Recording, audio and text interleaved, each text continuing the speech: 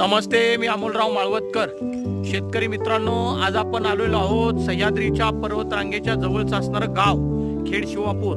आज आपली मातोश्री नर्सरीची प्रशिक्षित टीम आपण पाहत आहात.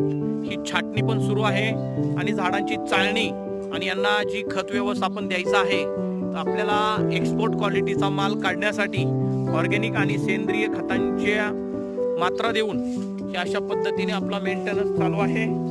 फळबाग लागवडीसाठी तसेच फळबाग मेंटेनन्ससाठी आपण अत्याधुनिक सगळं तंत्रज्ञान वापरून आणि खते वापरून ह्या अशा पद्धतीने जो मेंटेनन्स करत आहे.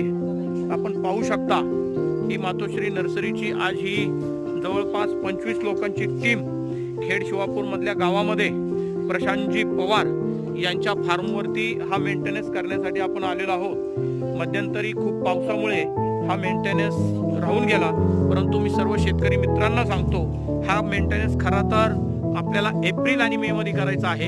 एप्रिल आणि मे मध्ये हा सर्व मेंटेनन्स केल्यामुळे आपल्याला आपलं काम सोयीस्कर जातं आणि पुढच्या वर्षी जी फळधारणा आपल्याला घ्यायची असते, या फळधारणेसाठी आपल्याला हा खूप मोठा फायदा होतो.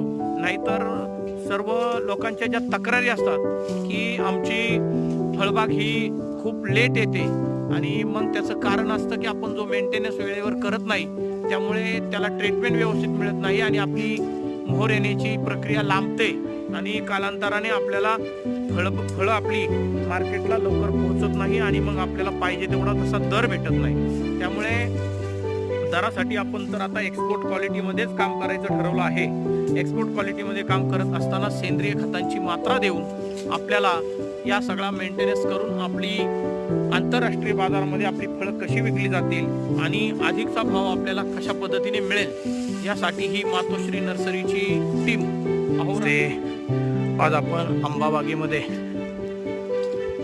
जीवामृतची ड्रिंचिंग कशा पद्धतीने करत आहोत पाहू शकता. हे जीवामृत